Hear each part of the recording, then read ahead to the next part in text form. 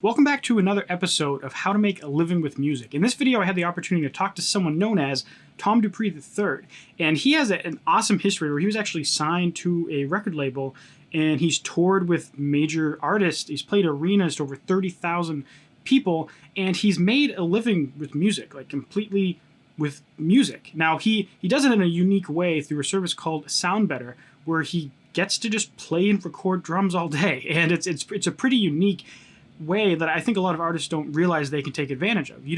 It's not like just being an artist is the only way. He gets to play drums, doing what he loves for a living. So I was very glad that he was willing to come to the channel and kind of explain how he does it, so maybe you can find out that that's a great option for you. Along the way, we cover a whole bunch of other stuff, like his background and like going to college and stuff like that. But I think you'll get a ton of value out of this video. And if you do, make sure to subscribe, but also make sure to check out Tom's YouTube channel, where he covers a lot of the same stuff, like testing out how he's marketing his music on his channel. So I think if you like my channel, you like his channel too, there'll be links at the end of the video in the end cards, and again, also in the description as well. So I hope you enjoy, and yeah, see you later. Awesome, man. So for the purpose of everyone on my channel who doesn't know you yet, give them kind of like a couple paragraph background on who you are, what you do, what you're all about. So my name is Tom. My name is Tom Dupree III. A lot of people call me Tom Dupree III. That's fine too. I am predominantly a drummer. I've been a drummer since I was 9, and I'm 35 now, so long time. Wow. And yeah, and I have been a professional musician for I guess 12 years now. I've played all through high school and played all through college, and when I got out of college, I decided I wanted to pursue it full time. And Yeah. I got out of school, moved to LA because I thought that was what you're supposed to do. I grew up in Georgia, so I moved all the way across the country to LA. And I liked LA for 6 months, and then a year after that, I was like, man, I'm just not feeling it. It just wasn't my vibe. So I came to Nashville. Oddly enough, not for country music. I don't really play country music hardly ever. It's good because I kind of, don't spread this around, but I kind of hate country music. I have to say, I'm not the biggest fan of it either. I feel like, I put it this way, I did my time in country as a Nashville musician. Yeah.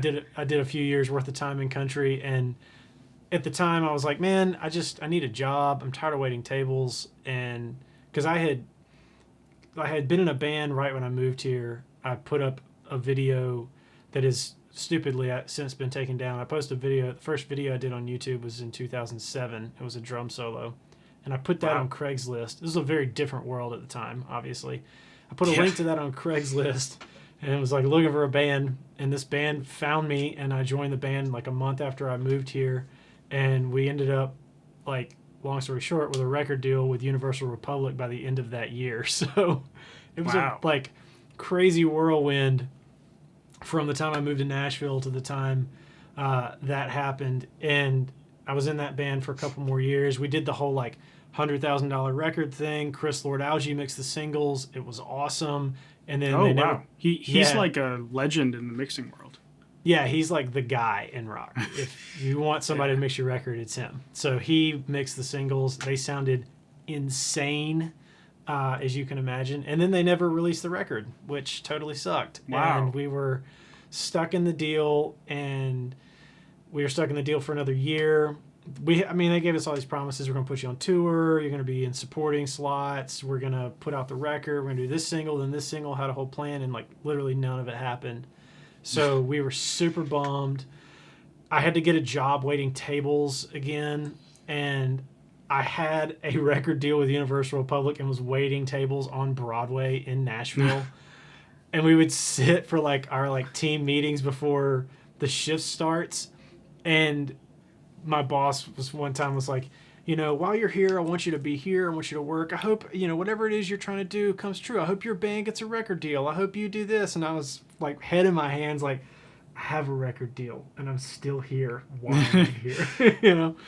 And so Jeez, anyway. that's a super, I feel like that's kind of common where someone gets a record deal and they just, it's not as glorious as people imagine it. Like most bands have record deals and still fail.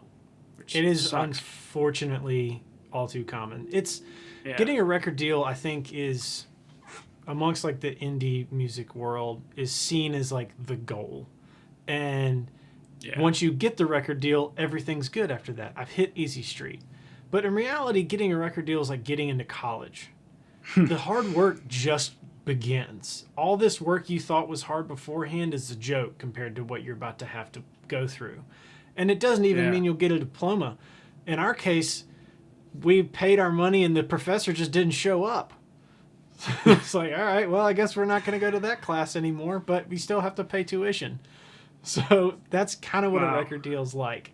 And if you're lucky, the professor does show up, and then the one after that, and then eventually you end up in a point where you can start making some decisions for yourself. But I'm not gonna dog anybody like who we worked with because everybody was cool. Like everybody who worked with us in the studio was amazing. I learned so much from that experience of cutting that record. Particularly, we did 3 singles with Josh Abraham, and he's produced bands like Stain and Linkin Park and Limp Bizkit and like Velvet Revolver, like all kinds of crazy stuff. And Ryan Williams engineered it, and he's done a ton of stuff like 30 Seconds to Mars, and I think he worked on Aquemini for Outkast, like crazy cool stuff.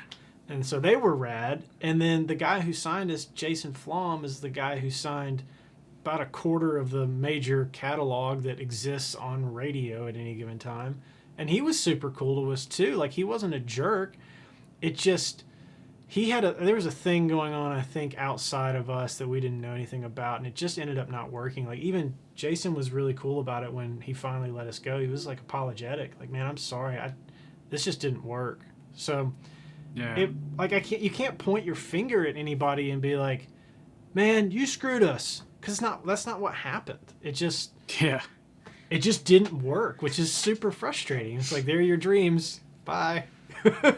That's almost worse than not getting the deal in the first place, because it's like you had it, you felt like you made it, and then in reality, the college example is a nice way to look at it. Like, you got to a place where you kind of just getting started, and then it just kind of flopped, and then it's almost like going to college and then getting kicked out of college, Right, exactly. Yeah, so it was, like, I mean, I feel like I've sufficiently name-dropped and look like a douche now, but it was a really informative experience in my career, and I mean, it set me up for success after that in a big way because I learned so much, and it also, like, put a lot of wind in my sails to be like, hey, I can compete. Like, I can do this. Right, yeah. Somebody saw something in me and my bandmates that was worth something. So clearly I'm doing something right. I need to keep going. I think if not for that experience, I not necessarily would have given up, but I surely wouldn't have believed in myself as heavily and as soon as I did, I think. Yeah, I kind of felt the same way. Like, when I was 18, the only school I applied to was Berklee College of Music. So I was big in guitar, and the only thing I wanted to do was go to Berklee. That was like my teenage dream. Mm-hmm. And I got accepted. Like, I did the audition, I got accepted, but there was just too much to go. And I brought up this story a good amount of times on my channel now, so people are probably cringing at hearing it again. But the biggest thing that I got from that was that kind of thing you mentioned, where people were willing to like acknowledge that I had something worth, well, not investing into, but kind of a similar thing where they kind of believed in what I was doing. And then the same thing happened with the YouTube stuff. Like, my YouTube channel took off at one point, and I was like, people like watching me talk about stuff. Like, it opens up a whole new perspective and kind of self-belief, and it makes you feel like, if I work hard at anything, I can do it. Like, it's just a matter of time and effort. Yeah. And then, a little bit of luck, but mostly time and effort. I feel like kind of a chump saying it, but it's like every once in a while you kind of need that validation to be like, am I just completely out in left field here, or is this doing anything at all in terms of progress for what I want to be doing? Like, right. So to have like one video on YouTube, as dumb as it sounds, like get a few thousand views within a week is like, oh man, okay, all right, I'm going to do more of that. This is resonating. All right. Whereas other people are like, man, I hope you're having fun with that little YouTube thing you're doing. Yeah, I've gotten that a lot over the years. Like, oh, that's, some people don't mean to do it this way, but they'll kind of ask like, how's the music going? How's the YouTube channel going? Kind of like almost a sarcastic question. And then at some point you're like, well, in your case, you're 1,100 subscribers. Like, you put 1,100 people in a room, that's a good amount of people. And so, 1,100 people said yes. And then you kind of say that, and people are like, oh. And you get some money from that, too? It's like, I get this amount per month. And it's like, okay. And then people start to see it as more than just this stupid crackpot kind of thing. Not that it necessarily has to be. You don't necessarily have to pull it off any kind of success to just enjoy doing it, but it's it's an important part, I think, because eventually, if no one watched, you probably just stop making the videos. Unfortunately, I mean, if every single video I put up got 0 views, I'd probably get dejected after a while and be like, you know what? Like, I need to be spending my time on things that are productive, and this is clearly not. So. Right, and if your videos are doing so bad where not even you're watching them once, then right, exactly. 0 views, not even one from yourself. Yeah, exactly. Yeah, it's awesome that you have that experience with bands and label success too. But the cool thing, when I first found your channel, it was through like a marketing video. You made a video on playlist promotion in Spotify, sharing your results, which, for everyone watching right now, there's going to be links in the description and at the end of this video to check out Tom's channel. He has this awesome video sharing his results on Spotify playlist promotion. But either way, I found his channel, I went on your page, and I saw that you have a lot of stuff on, it's SoundBetter, right? SoundBetter.com. Yeah. And I don't know if you're doing other things as well, but it sounds like that's a pretty substantial revenue source for you, and it's super interesting because that's kind of a unique path to pull off music as a career. Yeah. It SoundBetter has been a really big come up for me. It was a huge tool that came into my life at kind of the perfect time.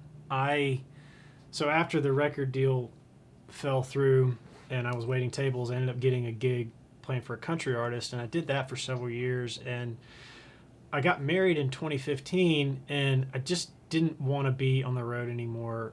I wanted to pour my time into my relationship and be a good husband, especially out of the gate.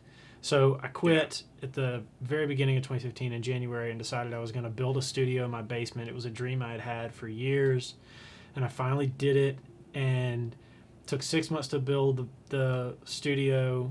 Didn't touch a drum kit for 6 months, just kind of detoxed. And when I got done with the studio, I started producing stuff in town, and I found this website called SoundBetter. And somebody told me about first a website called Air Gigs. So I signed up for Air Gigs. I've heard of that one. And then I was like, I'm just going to Google, are there any other websites like Air Gigs? So I think that's what I Googled, websites like Air Gigs. And SoundBetter came up. And I was like, okay, cool. So I checked this out, and it was, brand new. There was hardly anybody on it. I was like, oh, this looks dope. This is, way cleaner than Air Gigs and looks cooler. I'm definitely going to sign up for this. And so I immediately applied for premium. There was only one other premium drummer on there at the time. And his name's Chuck Sabo, I think is how you pronounce his last name. And he's in the UK. He played on all of Natalie Imbruglia's records. I'm already torn. You know that song? And he played on some Elton John stuff. So he's big credits. And I was like, okay, well, he's the only guy, so I have to beat him. So I applied for, I'm competitive. I was like, I have to beat this guy. So I applied for premium and got accepted a couple months later. They do this whole vetting process. And I immediately just started going to work, applying to jobs on the job board. At the time, I knew I wasn't as seasoned as him, so I had to set a lower price point, which ultimately helped me, I think, because it sort of split the pool of people. Like people who were going for the higher price point were going to choose him, and people who were going for the lower price point were going to choose me. And there were all these other drummers on there, but we were the only two premium people at the time, which means we were the only two people who could actually like bid on jobs on the job board. And so I went from studio in my basement trying to produce people coming off the road to doing drum tracks all the time. And I was like, okay, well, this is working. Let's just do this. So I started playing more and more drums on records and stopped producing as many people and pretty much just started focusing on drums. And that's when the drum cover thing started up for me. I was like, well, maybe this will be a good idea to bring in clientele outside of SoundBetter, well, like on SoundBetter, but also just through my website, because I do work through my website as well. And I was like, what's a way that can grow my following on social media and pull people to my business? Drum covers on YouTube seemed like a good bet. So it hit kind of all three. I could grow my following, grow my client base, and at the same time, I could potentially get revenue from YouTube if I was able to do it well enough. And at the time, I was like, well, yeah, it'll be like 6 months, and I'll like be competing with Matt McGuire. Yeah, that'd be fine. Of course, I'm gonna kill it. And then, I realized that growing your YouTube following out of the gate is a lot harder than anyone ever tells you. Like, getting from 0 to 1,000 takes a lot of work, as you well know. Yeah, and you didn't just try like 10 drum covers either. Like I just opened up your channel again because I remembered it being a lot, and it's like 5, 10, 15, 20, 25, 30, 35. You got like 50 drum covers on here or something. Yeah, it looks like I did a lot. And it's nuts. And then after that, like you went and you've put out an insane amount of volume. Like you've only been doing the YouTube for at least the videos you have published still on your channel. It looks like the last one you have on there is from 3 years ago. Well, that's it. The only video I have prior to that is the drum solo that got me the gig with the band, and I stupidly deleted that. I shouldn't have, but that was the only video I posted before 2017. But it's great. Like you got a crap ton of videos, and I think a lot of people that want to get into YouTube don't realize by the time you see a YouTuber get you're actually almost up to 1,400. You've gained like a lot in the last couple of days. Yeah, it's been blowing up. by the time that you get to a point where like you have a video like that's doing well and people are subscribing, it's you'll go back and you'll see like get a couple hundred videos, and I think that's pretty common. A lot of people don't realize that it's a lot of work to pull off a YouTube channel. It's it is. It's not all PewDiePie playing games and blowing up. No, it's definitely not. It takes like consistent showing up every day and really sucking a lot at the beginning. Yeah, like that's why I have so many videos in such a short period of time, because I was like, okay, I have to get good at this. Again, I'm competitive. I was like, I have to get good at this. And what's the best way to get good quickly? Well, just do it a lot. So I was like, I'm going to start a vlog. I'm going to do a video every single day. All I have was my iPhone, so I just set my iPhone up on a little stand by my monitors and just started filming. No microphone, no nothing. Sounded like crap, looked like crap, but I did it every single day, and I learned about camera angles. I learned about frame rates. I learned about color grading, which is a nightmare.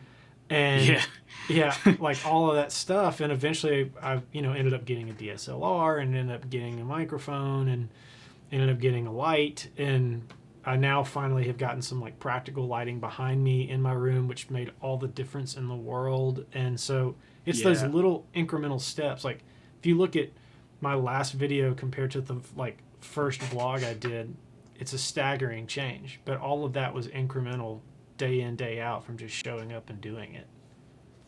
Right, yeah. It's like you're scrolling through, if you look back to these vlogs, it's like they don't look bad in the past, but they don't have that kind of like, they don't look like they're professional in videos. And then you look at your videos now, and the lighting looks dope. Like looks like you got a key light, you got fill light, you got a couple backing lights to get that blue background, and it's crazy how much of a difference lights do. And like people watching, we can't see each other now because we're recording stuff all high quality on our end, but if you saw my lighting, you've probably seen in my videos, but like behind me I got like a blue light that fills in the wall, and then like overhead off screen I got a light that just kind of shines in my hair a little bit, and then there's a couple lights behind me just to give the room a little bit of depth. And that took months of trial and error, buying lights, realizing they suck, buying better lights, trying Yep. different spots, and Yep. it's a journey.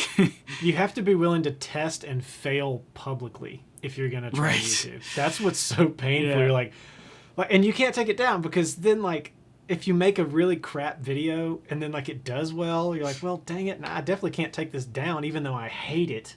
But Yeah. it has to live in the universe forever. All right. Yeah, and I totally get that feeling. Like, I deleted some of my old videos that were like I think my first video was 2007 or something. Yeah. And I was in 2007. I was like 15, so I was making stupid videos that had nothing to do Right. with what I do now. But that's that. Aside from that, I've never deleted anything, no matter how much it makes me cringe. Yeah. I try to just pretend it never happened. But Right, exactly. so you've had this, you had this journey getting into SoundBetter, and then you kind of went to YouTube to spread what you do. But there's kind of a period in between doing the label and doing, you're waiting tables, and then you started doing SoundBetter. How long did it take you to get from being on that site to actually being like, I can do this full time? Like, I can quit the waiting tables job and just do this. So How, I was roughly I like the was- timeline. I was in a fortunate position when I quit touring to start my studio. I saved up a bunch of money because I knew I was going to quit beforehand. And I also married a woman who is insanely patient and incredibly kind, and also has a great job. And so she was like, if you're going to take the risk, do it now, before we have kids, before we have bills. Like, Right. we don't need anything. We have money. You've saved money.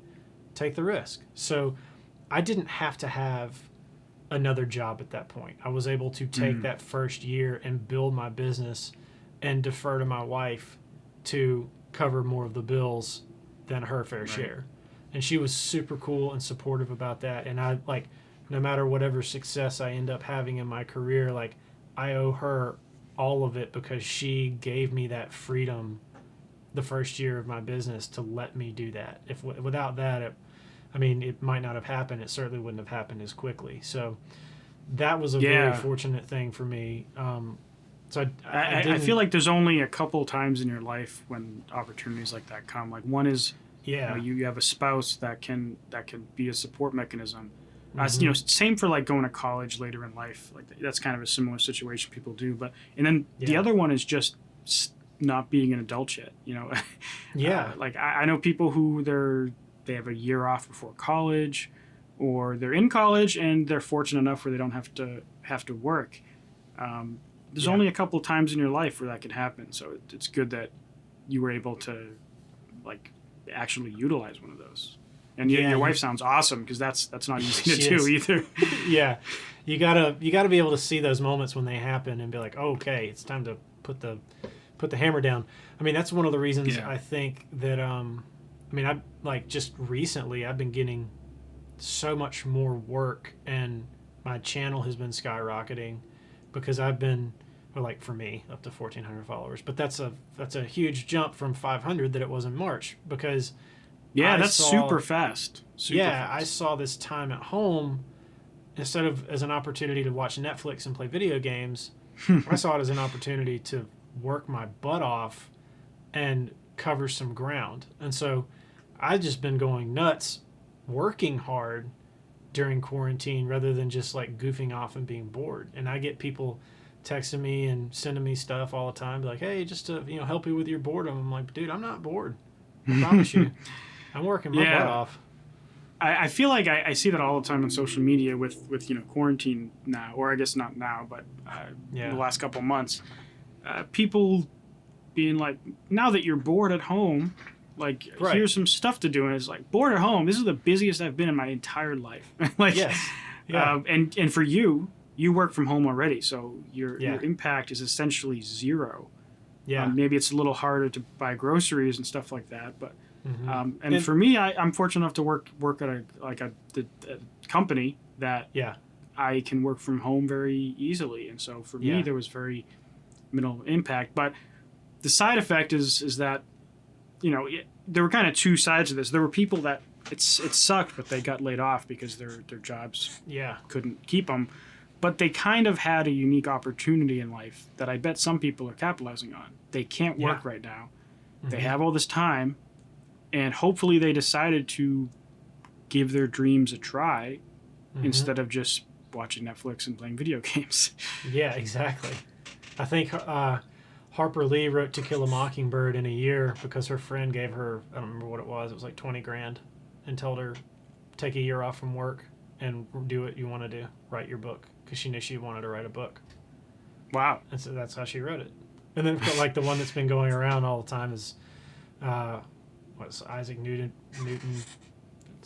came up with a theory of relativity. Oh, his Principia Mathematica, where he during I the forget plague. what's in it. That's where he defined like F equals ma and his momentum rules. I don't know if you have like a background in physics and math or anything. I took physics in high school, and then I took it once in college, and I haven't done anything with physics since. Well, what did you go to college for? I got a degree in classics and classical civilization and religion. Whoa, that is a super specific thing. Yeah, I am my like hobby, side project hobby, that like my hobby that will never earn me any money is reading about world religions and how they intersect throughout history. And I'm really fascinated by Rome and its change from paganism to Christianity, and the movement of the capital from Rome to Constantinople. And like, I'm just fascinated by all that stuff. That's my nerdery. I think it's truly that's amazing. a super.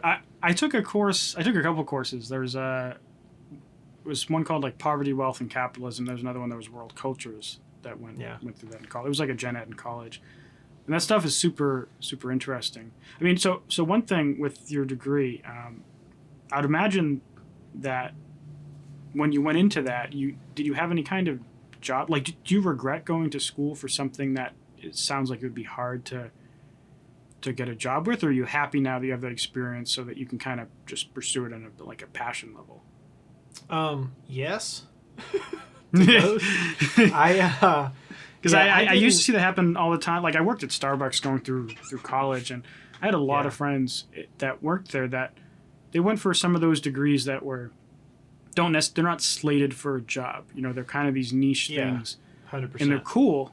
And a lot of them, they didn't necessarily regret it, but they kind of did, because they're stuck with like a bill. So I'm always curious to hear people's perspective. See, I'm in a very fortunate position again. I didn't want to go to college. I knew what I wanted to do, but my family was very supportive, but at the same time, like my father was very practical and was like, you need to go to college. If you're going to graduate from high school under my roof, you're going to go to college. And so I was like, yes, sir. And so I went to college, and he was like, I will pay for it. So I was like, okay. Oh wow, okay. If you want to pay for it and you want to send me to college, yes, sir, I will go. And so I went, and so I don't regret it because of that. I'm very, very, very blessed to not have student loan debt like that. And I will be forever grateful to my dad for doing that for me. And I hope to do that for my kids one day if they choose that path for themselves. Right. But I didn't need to go to college, and I kind of wish I could have made my dad see that at the time. But it was the time it was. Technology was not what it is now. I mean, I'm 35. Yeah, I mean, that was like 17 years ago or something. Yeah, it was 2003. I mean, the iPhone completely different world. It's crazy to think right. that only 17 years ago the world was entirely different. So it was incredibly different. And so I regret. I've never told my dad this, and if he sees this video, I guess he'll know now. But I've always carried a fair amount of guilt for the fact that my dad paid for college for me to get a degree in something that I don't use. But I felt at the time when I was 18 that I was pretty clear about what I wanted to do, and he wanted me to go and wanted to pay for it anyway. So I have to be like, well, his decisions are his and my decisions are mine. And we together made a decision that we both chose to do at the time. So I can't take responsibility for his decisions and he can't take responsibility for my decisions. So I shouldn't feel guilty about it, even though I kind of Yeah. Like you said you feel guilt about that. I don't think you necessarily should. It just sounds like something that at the time that's, it is a good opportunity to go, even if you're not going for like the best, the most profitable thing that can get you a job. Because you gained a lot of experience from that. And when people ask like what I think they should do for college, I've had people reach out and be like, should I go to school for music or whatever? And I usually say like, you don't need to go to school to do music, like definitively. I mean, you didn't get a music degree, and I don't actually know anyone that does music full time that has a music degree. I always say go to school for something that is a guaranteed job, and then pursue all your passions on the side through it, and that. But like if you have a free ride to something, and like that's a great opportunity to go for something. Like at least go for something you're passionate about. Don't go for something you hate. Right. Well, I had at the time my plan was to just go to the business school, and I didn't get in. Oh, really? Yeah, they didn't let me in the B school, so I was like, oh crap. Well, I got to pick a major, and I remember talking to my dad about it, and I was like, what should I do? And he was like, well, do something you like. Yeah. My dad has always been super cool about like he's. Not one time has he ever like held it over my head or anything like that. He's the most supportive father. He's great. So he would have these conversations with me all the time, and he was great about giving me advice, especially in the form of questions. He would ask me. He could tease out information from me that I didn't know I had. He's always had that ability. Yeah. And so he was like, "Well, what interests you?" I was like, "Well, religion and classics really interest me." He's like, "Well, do that." Yeah, that's and he's that's like, and if super you still cool. want a business degree, then go get an MBA if it's that important to you. Yeah, it's true. You can always he, extend whatever degree you get into an MBA. Right. And so then that became my plan. I was like, well, I'll just get an MBA after this. And then I graduated from college, and I was like, nope, I want to play the drums. That's all I've ever wanted to do. Yeah. And now I don't have to go to class anymore, and so I'm just going to do that. So that's what I did. Nice. Well, it's awesome that it worked out. You kind of had a dream before, and I'm sure you didn't imagine it would kind of manifest itself in the form of doing like recording drums, but you play drums for a living, like. Yeah, it's weird. That's dope. Man. When I was, you get so hung up in the day to day. Like, I need to do this thing next, got to pay my bills, got to make sure my kids eat, got to make sure my wife's happy, got to make sure the power's on, like all that stuff. I forget sometimes that if I went back to my 15-year-old self in my basement playing drums to Metallica records after school every day and said, hey, just so you know, this is what's going to happen in 20 years. I'd be like, shut up. I would have lost my mind. Right. Hey, you're going to play arenas. Just so you know, you're going to get to play in a lot of arenas. Oh my God, that's so awesome. I would have lost it at 15. Right. Because I thought, that was all I ever wanted. I just wanted to play. I wanted to play at Lakewood Amphitheater in Atlanta. And the first time I got to walk on that stage, I had a moment. And I was like, holy crap. I've wanted this for 13 years. I've wanted to do this, and here I am. This is amazing. Yeah. Yeah, that's awesome. Like that's like what you've accomplished is something that I think there are probably tens of thousands of people that currently want it, and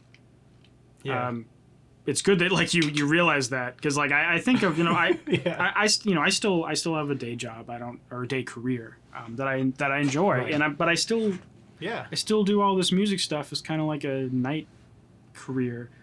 And whether I end up like just doing music someday full time or not, at the moment I think back to what I was doing 10 years ago, and I don't think I would have expected any of the way things went. Like I never would have expected that it would be anything other than straight up music, because I didn't even know at the time that you could. Right. There were other options. Like there's SoundBetter. Yeah. That's a completely different way to to do music than being a professional artist. And then being a session artist is completely different from doing either. And then being a teacher is different. And doing courses is different. Selling sample packs is different.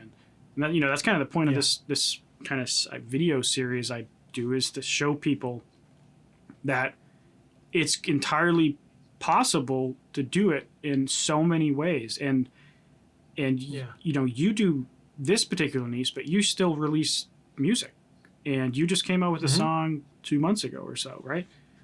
Yeah. So that's actually like the newest addition to my musical journey, is actually releasing music on my own as an artist, because my whole life I've just been the drummer. Right. Stick me in the back. As long as I don't screw up, we're all good. And I've enjoyed that tremendously. But about 2 or 3 years ago, I think it was 3, my friend Vance Fight and I started a podcast called The Music Stuff Show. And we've done 2 seasons, and we're on our 3rd season now. We just kind of like do it when we feel like it. Yeah. And so we like take like mad time off and we're like, hey, let's start another season. So we did 2 seasons, and at the end of season 2, I was like, man, dude, I'm a hypocrite. I'm saying all this stuff that I know is true about how to succeed as a musician, things you can do, things you should avoid. And yet here I am, like, not doing some of them, not being a practitioner about some of them, like not making the video content that I tell people they need to be making, not putting out songs on a regular basis. And I was like, I have no desire to be this like famous rock star or anything like that. In fact, being famous terrifies me, but I need to practice what I preach, if for no other reason than to use myself as a guinea pig to say, hey, this is what happened. Objectively, these are the results. Do what you will with them. Yeah. And so that's the whole reason I started releasing music. We talked a lot, and we still talk a lot on that podcast about fear and overcoming fear, and how hitting publish on anything is like the hardest part. Yeah. So I was like, I realized how afraid I was to hit publish on music for myself. And it took me 4 songs to actually sing on anything. The first 3 songs I put out were just instrumental tracks. And then I was like, all right, I'm going to sing. I'm going to tune the hell out of it, and it's going to be fine.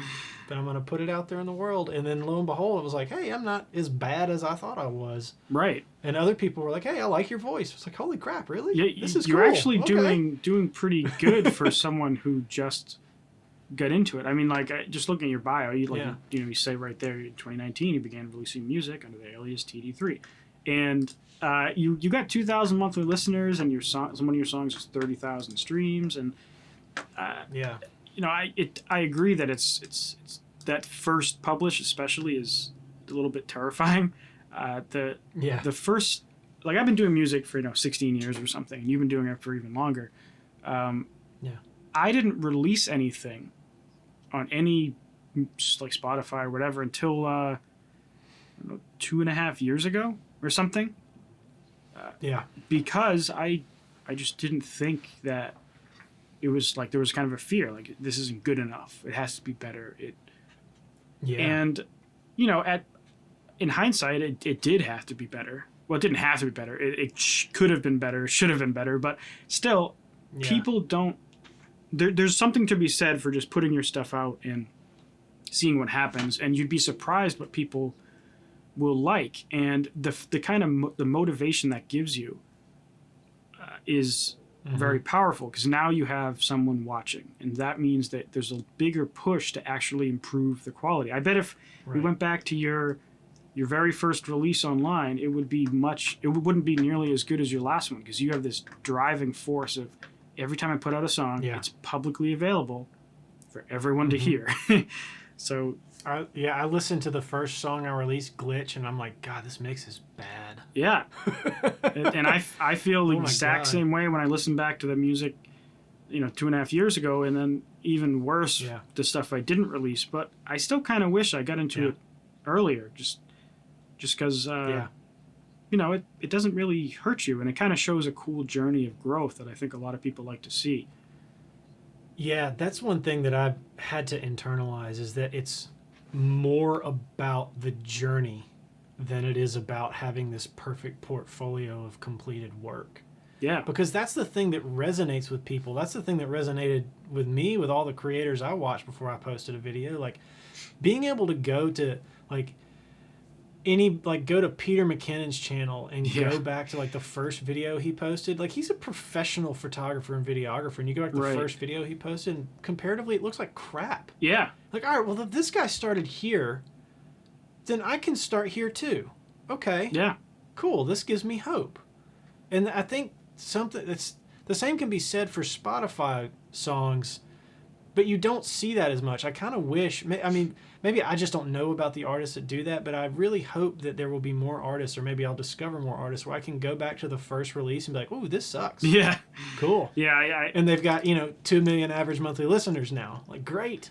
Cool. I can do it too. There's some artists that I know about, like, if you look at, like, San Holo, I don't know how big you are into the electronic. Oh, yeah. I like San Holo. He still has releases from 2014, and it's not necessarily, like, bad, I wouldn't say. And I'm sure he had releases before that are on SoundCloud. But it's nothing like, his first full album or the stuff he's putting out now. And I don't know if he's deleted anything.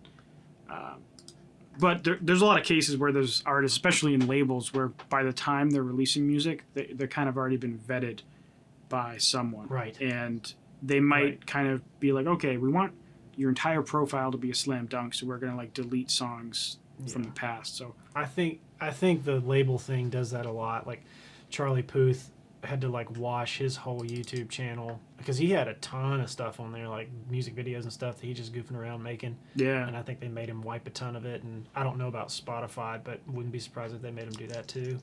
Yeah. I think it's just a thing that happens. I think it happened to Lizzo as well. She had all these, like, flute videos and they all, like, disappeared. Yeah, that stuff sucks. But that's if I ever found myself at the table again with the opportunity for a record deal as myself as TD3 as an artist, that would have to be one of the things. Like, you don't get to clean anything up. It has to stay. My audience has to be able to see that I started sucking in here, because that's important to me. Right, yeah, and I feel the same way. Like, if I ever had some kind of major opportunity, it's just like there's so much ability nowadays to create opportunities yourself that as much as you might think you need these people to help you, you really don't. They need you a lot more. And like, I'd be pretty picky. I'd be like, I would rather have something where it's just like I get 100% creative control, but I pay to make the music. I pay to get the album artwork done. I pay to do the music videos, and you just distribute and stuff like that. Like, there's a couple of bands who have done that because, it's in this social media world where you can blow up on, like, YouTube or something or Instagram or whatever. It's a label will often grab an artist because they want access to those fans that they have. Yeah. And it's not all labels. Like, there's plenty of indie labels and, like, small boutique labels that run completely differently on, like, a 50-50 split or whatever, and it's just per song basis instead of, like, a perpetual, like, 3-album cycle or whatever. But if I'm not mistaken, I think Illenium licensed his last record, Ascend, and it wasn't like he was not released under a label. It was released under him with exclusive license to X label. I think that's what the CMP line says on Spotify, actually. Yeah, I saw that. So there was some news thing that he, like, switched, under exclusive license to UMG Recordings, but it's copyrighted Nick Miller. And, he has that huge audience, and he has the leverage, and I believe he did a lot of this stuff on his own starting off. And then he probably signed something. I think the first time he didn't mix his own music was on Ascend, and I think it's only a couple of songs that he didn't mix. I mean, he mixes, masters, produces, plays everything. Yeah. Like, it's amazing. Yeah, I'm a huge fan of his music. I actually found out he does Twitch streams sometimes. And he also has a Discord group that I just joined. Nice. So if I'll have to check that out. I'm a fan as well. I just uploaded a song today for release in July, and you'll definitely be able to tell I like Illenium from this song. Yeah, is it, like, super future bassy? Yeah, it's definitely future bass, like melodic bass. I don't know, whatever you call it. Like, there's so many subgenres, Yeah, like melodic dubstep, melodic bass. I future hate bass. the subgenre It's thing what- in electronic. Yeah. Like my last song, I just picked dance music because I was picking subgenres on. I just put electronic when I upload it. Just electronic, period. Yeah, I'm gonna play with it. It's just like the subgenres get a little wacky, and sometimes nothing matches Yeah. up, and it's like, is this electronica or like Right. chill wave or whatever? And then it's just like it's Yeah. neither really. It just Yeah. gets annoying. So I'm like, screw it, dance. This is dance music. How Yep. about that? Same. Yep. I'm with you, dude. But yeah, so you've gone down the playlist route on in terms of running your music, Yeah. and a couple of things you've tried. You've tried Playlist Push, and you've tried Submit Hub, and have you ever gotten into the Facebook ads game or any other kind of music marketing stuff to promote your releases? I have dabbled in the Facebook ad game with very limited success. And this was pre-discovering your YouTube channel, by the way, which Yeah. I am going down the rabbit hole of your videos to learn how to do this because I know that you know how to do it. Yeah, I've tried and failed several times at Facebook ads. I have discovered, man, that in my experience, going through these playlisting outlets is a great way to like bump your numbers and maybe trip an algorithm. Yeah. But the lasting fan thing is by building equity one person at a time on social media like YouTube and Instagram. Like Yeah. I can, like, just in the past month since my channel has been growing, I can watch someone comment on a YouTube video, DM me on Instagram, and then I can see, this is a guess, but I can see my follower count on Spotify go up by one, Yeah. all kind of within the same day. I'm like, that's the same person. I know Yeah. it is. Yeah. It's most definitely. Yeah. And so I think that's the way to do it, is to like when you get to the point where you're huge, when you're the Chainsmokers, then you start pulling fans in from everywhere because people hear Closer and they go, oh, cool song. I'm going to like and follow them, whatever. Right. But early on, for your first 1,000 fans, your 1,000 true fans, you have to start with meaningful, actual relationships. And I think that's the thing that is, like, before my channel started to do a little bit better, I had like 55 followers on Spotify, and now I have like 67 or something, which is not a massive jump. But within a couple of weeks, I've gotten 12 more people, and I guarantee you those 12 people are actual people who are actually interested in listening to the next song that I put out, which is a big deal. Yeah, and if you only get one new person a day, that's 365 people per year. And then if you do that for 3 years, that's 1,000 plus people. And then there's kind of a somewhat exponential factor to that, where as you have legitimate people who are actually engaging with your music, so they're following you, they're saving your music, they're adding it to their playlist. That that's where the algorithmic side plays in. So even if you're not using ads, Right. that's the way you do it. And really, all Facebook ads are doing is shaving off a whole lot of years of or a whole lot of social media posts, because every piece of content you put out is kind of like, the way I think of it is, it's kind of like a hook in the ocean. Yeah. Like this is gonna attract a certain amount of eyeballs, and a certain amount of those eyeballs are going to convert to whatever I'm doing. So if you put out enough pieces of content, you're going to get X growth. Now, with social media ads, all you're doing is you're just changing that first number, that first impression number. Instead of being at like 300 for a natural organic post, now it's something like 300,000. Right. And so the growth factor goes up, and as long as you're targeting the right people, you get the same effect. But you can do it entirely organically, as you're finding out. Like, getting 12 followers in a couple of weeks it's pretty good, and you didn't even just put out an album in the last week. If you just put out a new song, you would get a bigger amount. Like, your last song came out March 13th, which in the music world in 2020 is kind of a long time ago. That's a long time ago, especially with everything that's been happening, the longest year of all time to begin with. Oh, yeah, yeah. I mean, nowadays people want new singles every month. It used to be Right. single every 3 months, album every like year and a half, and now it's That's right. singles every month, album every year or more. Yeah. Yep. But yeah, That's it.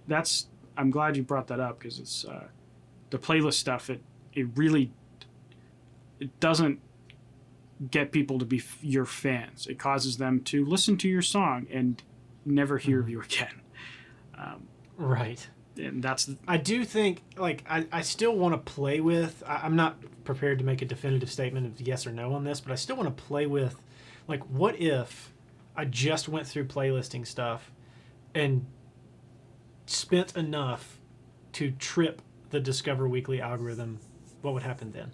Like, Right. I've had it happen one time, but what if I did it, like, threw more at it and really pushed it and made sure that it stayed up there for 2 weeks?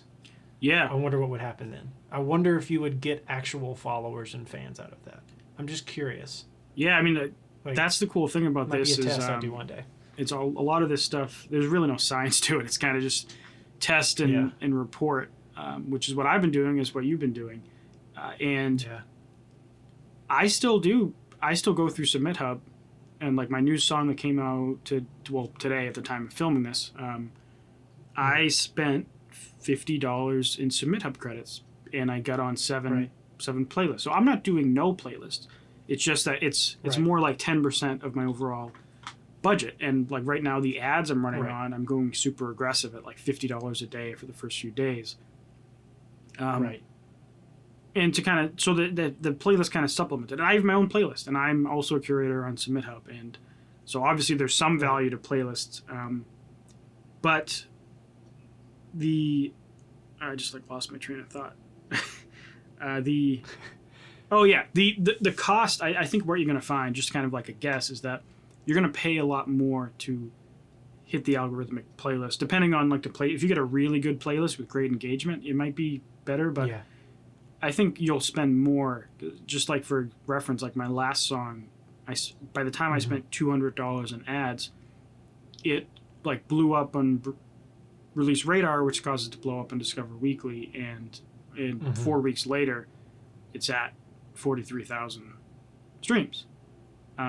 Nice. Whereas I feel like if I was using any playlist service or whatever, I probably would have spent like $700 or something. Like, I feel like I would have paid a lot more. I mean, just out of the gate, you probably wouldn't have ended up with those numbers. Yeah, I've never found the engagement to be as high on playlists. It's definitely not in my experience. It has always been you get the streams, but you don't get the lasting followers and lasting listeners. Yeah. And even the ones that you do, they're generally just listening from the playlist that they found you on and don't even know that they've found you.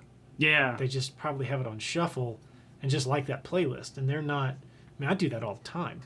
Yeah. I don't know what artists I'll listen to. I just listen to music on a playlist that I found that's like the vibe I'm looking for. Right. Very rarely do I go follow any of them. Yeah, and when I did a talk with Circa from Entrepreneur, so if anyone that's interested in that, click the little I button in the top of the video. But in that call, he brought up the kind of danger that artists are facing, where there's a kind of a legitimate fear that you could end up just as a person on a playlist that's getting a ton of streams that no one ever knows. And for a lot of like lo-fi instrumental beats artists right now, they're kind of blowing up in Spotify, but nobody knows who they are. And in some cases, they're not real people. They're just like a label decided to put out some music to generate a lot of money. And it's kind of a weird world. Yeah.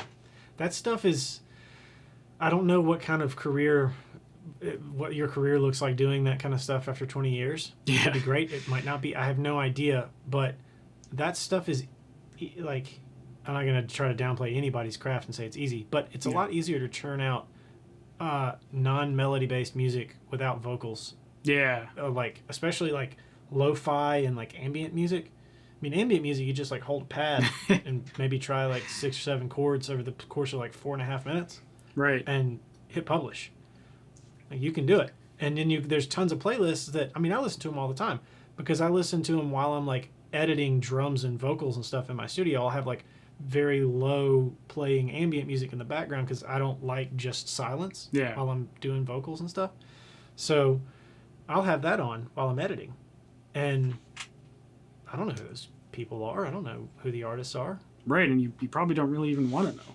Just yeah, it's kind of no consequence to me. It's like, well, as long as it stays on the playlist. Yeah. Every once in a while I hear a song and I'll go, oh, I've heard that one before. I'm not going to look up the artist, but I recognize it. Yeah. I mean, I have a side project that I kind of use as a dumping ground for music that doesn't fit my brand as Andrew Southworth releases, and I started writing songs in that kind of style so that I could test those waters. You know. And I have playlists, so I started building up a what's it called? Chill lo-fi vibes to relax and study. So I started a playlist, and I'm making a bunch of music that fits that genre, and I'm going to see if there's any kind of credibility to doing that. Like, dude, you think the exact same way as me. I literally was planning later this year, once I get my legs underneath me with what I'm doing currently, once I know that it's surviving, just starting like a little ambient side project purely to test and try things. Like, I want to use it to test playlisting options. Like, just turn out a song, try this thing. Turn out a song, try this thing. Just to see how they work and report on them. And then I thought it would be really cool to go through and upload a different track for every independent music distributor that exists and do a video on every single one of them, the upload process, and report on it, and then be like, this is the best one. Wow, yeah. So people have been asking me to do that, and I'm just like, I don't want to do that. So whenever you do that, I'm gonna share. I'm gonna share that and tell people to watch it so that I don't have to do it. Cool. Because like, I mean, DistroKid is what I've been using for the past 3 years, and like I love a Pet 2.5, whatever it is, and I love it. And they've sponsored a few videos, and which is fantastic. Now, I do have, like, for collaboration releases, it doesn't work out best to use DistroKid because they have the artist slot kind of revenue model. Whereas a true primary artist collaboration takes an artist slot. So for, like, I'm going to be doing some CD Baby releases for collaborations, but like I just can't be bothered like doing that with. I feel like the people that are asking for it don't make up a large enough majority of my audience, but that's fair. If you want to do it, it sounds like a lot of work. I'm gonna share the hell out of it. That's why I'm not doing it now. Yeah, it's I don't have the time right now, but maybe eventually I'll have the time. So yeah, we should start a fake artist like collab, and then we'll just that would actually be. We'll make great. A network of lo-fi lo-fi songs. Lo-fi ambient. Yeah. Yeah. That would be hilarious. Yeah. Like, the only way people know that we've done it is they somehow find this video and they're like, oh, wait a minute. It's those two guys. Like, we don't tell anybody who we are. We're like Daft Punk. Yeah. Yeah. Yeah, I was going to keep my side project a secret, but then on Apple Music, they make you upload a picture with your face on it if you want a thing. Oh, so I was like, well, I'll just edit it and reverse it, and who cares, I guess. Yeah. Whatever. Yeah. Spotify, it's just a blank picture, so. Yeah. Yeah. Love it. All right, awesome, man. So I'm getting near the end of the 30-minute mark here, so I think this is probably a good amount of content for this video. I guess a last thing before we get to the end screen. Where should people find you and check you out, and what you got going on? I would love it, first and foremost, if you would come check out my YouTube channel. It's very similar to yours. It's a lot of marketing, a lot of playlisting, a lot of just music-centric stuff on how to succeed, and a lot of testing and trying and stuff. So that's definitely the first one. It's /Tom Dupree III, TomDupreeii. You can find me on Instagram at Tom Dupree III, and then on Spotify, TD3, TDIII, my initials. So I'd appreciate it. Come say hi. Love to talk to you.